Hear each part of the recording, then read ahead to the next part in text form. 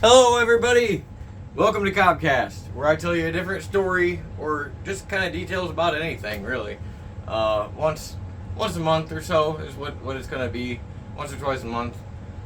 It's not that I'm running low on stories, obviously, but there's just this time thing that, everybody has. There's always something going on.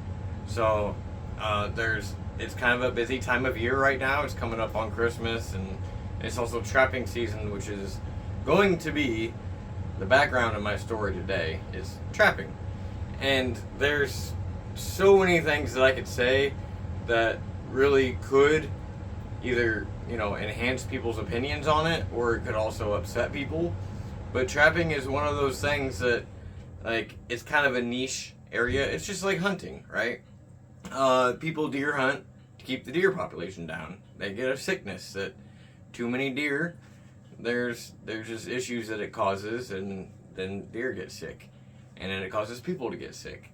It's population control, really, but also, if you own land and you have an area that you want to maintain, say you have a pond, you don't want 20 beavers in your pond, because 5 years later you're gonna have 50 beavers in your pond. And you're going to be losing trees. And I've actually done that for somebody that had a beaver problem. And he didn't know what to do. So he said, hey, you're a trapper. Why don't you come help me take care of these beaver that I have?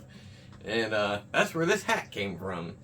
I made this hat out of a 50-pound beaver that I caught from that pond. And in 3 days, I caught 5, and that was minimal effort. Minimal effort. I want to talk about different types of traps.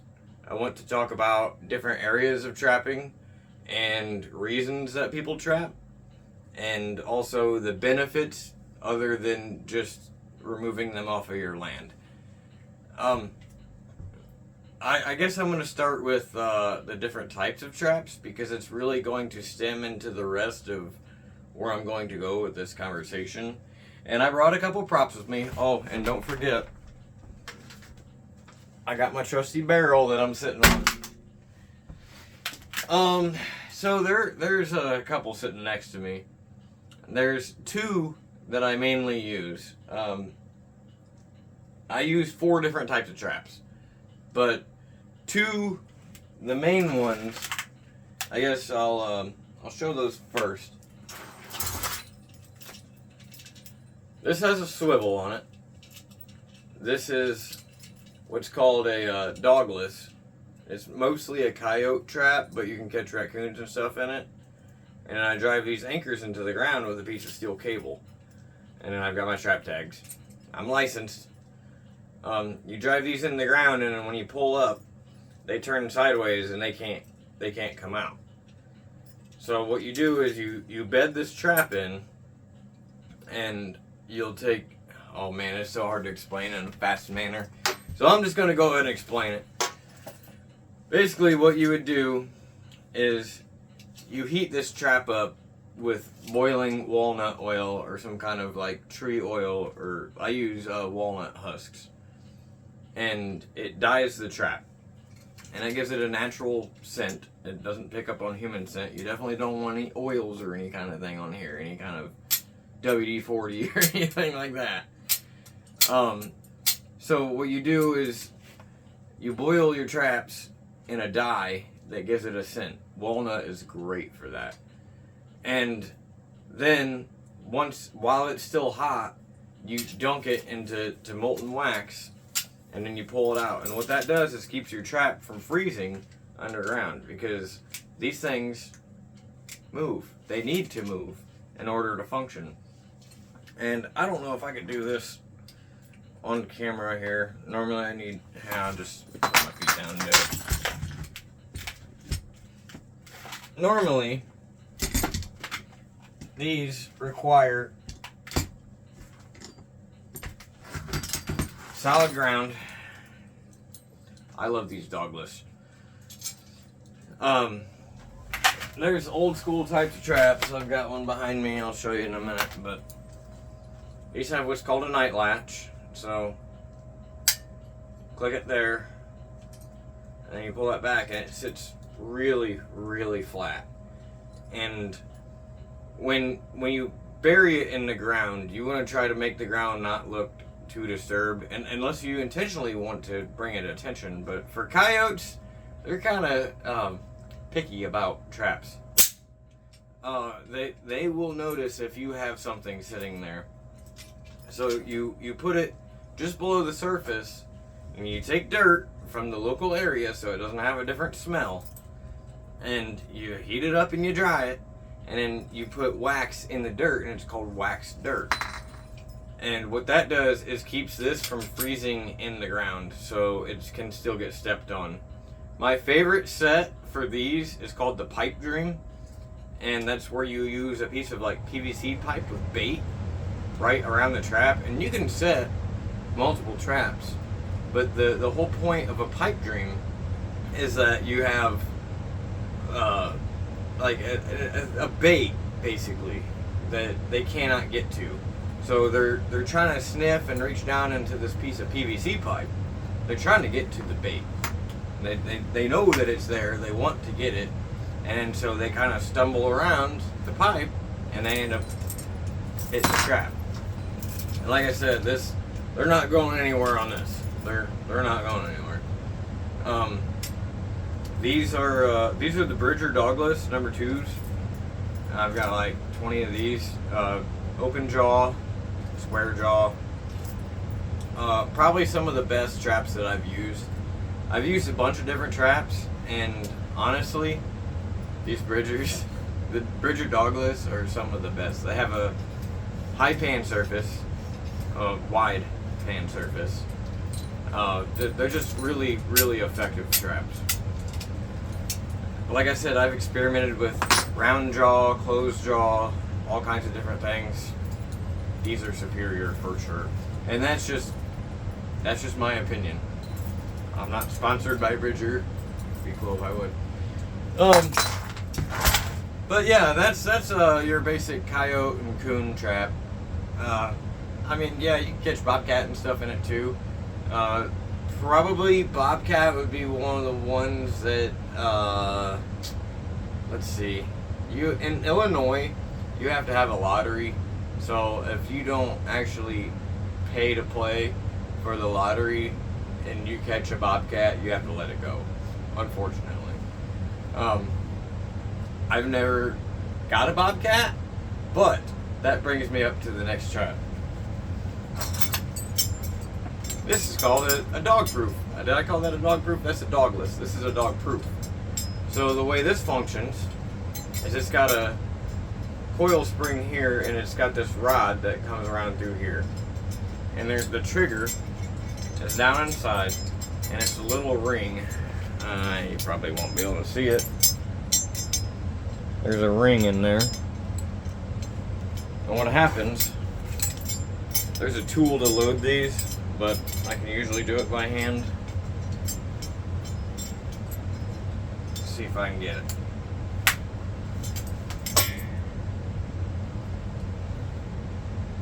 Alright. So that's a live trap. And I got a little bit of orange paint on here. These are traps that you want to generally have bright paint on. I usually will set a golf ball on top to keep water from getting in. And I'll pack it with a marshmallow. And I'll put some like sugar or some anise or some like not Twizzlers, but you know, I'll put that kind of stuff around it, just sweet stuff. And raccoons love this. They will stick their hand in there. Here, I got a little dowel rod right here. What they do is they reach in to grab out the food, and then when they pull back, it grabs their arm. I just got my finger caught in it 2 days ago, and it doesn't break your finger, it doesn't hurt you, but what it does is it grabs them, and I call them ankle bracelets. Can you screw this to a tree, and they're not going anywhere. And yeah, obviously you check your traps every day, but that is a dog proof. And these are some of the more common traps for raccoons and stuff, these things are super effective. I've let possums go out of them, and they, you know, hunky dory, walk away happy. You know, it doesn't hurt them. It just, this loop right here just snags them to where they cannot pull out. I mean, none of these traps, I gotta go ahead and say this, none of these traps actually hurt the animal. None of them are made to maim or cut their leg off or anything like that. And that also brings me to one other thing I have to say. Coyotes, coons, beaver, none of them chew their own leg off unless you were to like leave them for days and days, which when you're a licensed trapper, you check them once or twice a day. Every 24 hours of a calendar day is the law, and that's respectable.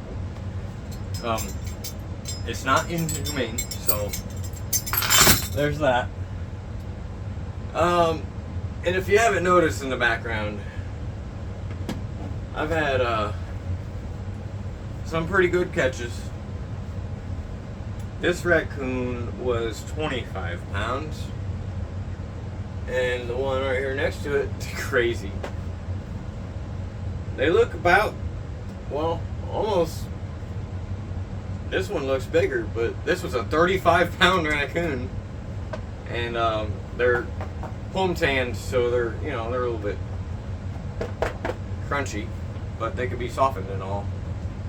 Anywho, anything that you do, just know that you know what you're doing getting into it, and there's other types of traps for different types of animals. For beaver specifically, I do like using these types of traps, but I have round jaw ones, and I'll run what's called a drowner cable, and that uses kind of a hook like this, but it has two holes in it, and when it snags the beaver as they're coming up, you put a bait up to attract them. I could go on and on for days about how to trap, but I'm just going to tell you the real quick short gist of it. They come up and they inspect it to see what the hell is on that stick, and it's right in flat ground. They get caught in the trap. Their first reaction is to go down into the water, or you have like a weight. It could be a weight for weightlifting, or it could be a cinder block. It could be anything down on a cable that goes underwater. And what happens is when they go down, they can't come back up. So it's called a drowner. So it drowns them, and then when you see that your trap is going, then you know that there's something under there, and you go pull your weight up, and you pull the animal out. Hence how I got this beaver for this hat. Beaver make fine fur, by the way. There's two more traps that I would like to share. One of them is probably most the least popular. But the first one is called a conibear. This is a conibear. This is a 110. I don't know where my 220s went. Someone snagged them or something. The way this works is you pull. It's really hard to do. Pull this back.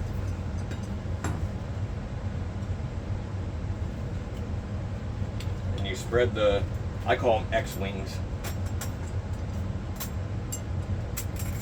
Spread them like that. And so now this is held under the spring tension of this. And the way this operates is this is your trigger. This one needs re-dyed for sure. I haven't used these this year though. But it functions by using this hook right here with the trigger. And for like muskrat, or I mean this will work for beaver too. The 220s are better for that. For beaver or raccoon, 220s for sure. This is good for like squirrel, muskrat. But essentially, all it really does when you brush this trigger, it closes down and it snaps their neck. Obviously, it didn't break my hand, but if you get caught in one of these with both sides, you're not getting out. I got caught in one time. Not very fun. Thankfully, I had somebody with me. But these are made to kill instantly. It cracks their neck. So as soon as they walk through it, you put it in a pathway where they're going. As soon as they hit that thing and it snaps down like that, which, like I said, it's really hard to demonstrate without actually demonstrating it. But these things will break your hand though, if you're not careful. They're made to snap necks. So, but this one, yeah, it needs a little bit of repair. I haven't used this one in a couple years, so. And that leads me to one final thing.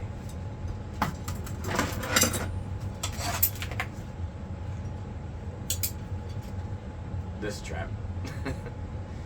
This is, they call it a mole trap, but they use it for golfers and groundhogs. This is not a very pleasant trap.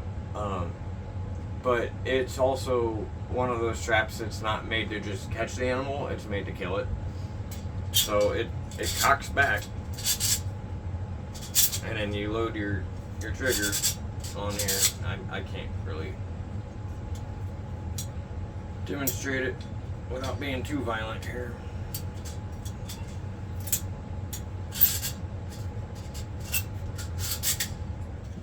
I'm not trying to stab myself. I got a broken thumb and a missing finger, so. There we go. That's the loaded trap. And what this does is when they come out of the hole, does that. Thank God it didn't stab me in the hand. But, yeah, so I'll try to do that again. Pull it back. Lock it into this notch.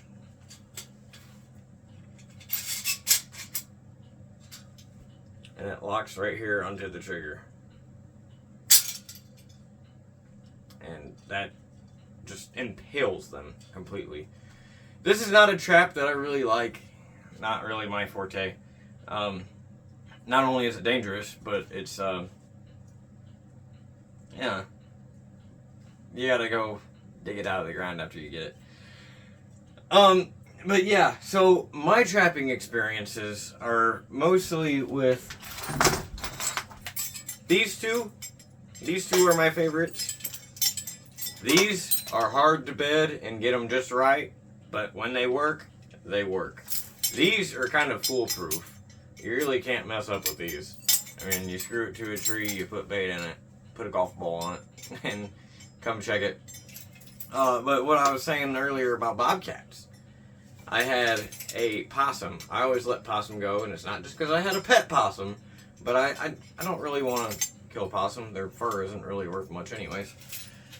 I let them go, and I had a possum in one of these, and I walked up to it, and there was this bobcat. I mean, that thing had to have been 45 pounds.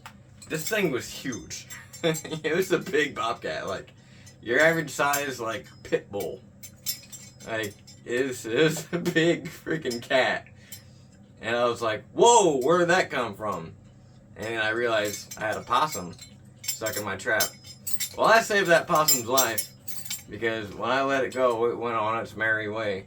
But that bobcat was about to get it, and I had to pull up in my truck just at the right time to be able to actually have that encounter. But like I said, you gotta have a lottery to get the bobcat. So, I mean, fuck, if I would have caught the bobcat, I don't know what I would do, because, well, okay, I do. Because I have a catch rope, which I did not bring with me right now. But I have a PVC pipe with some steel cable, just like that. And it's a catch rope.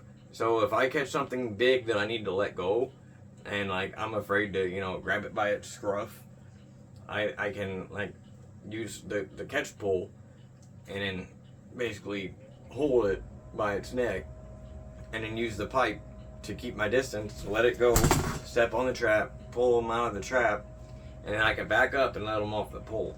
And I had to do that with a smaller cat, not a bobcat, but it was a big cat, but I don't know what it was.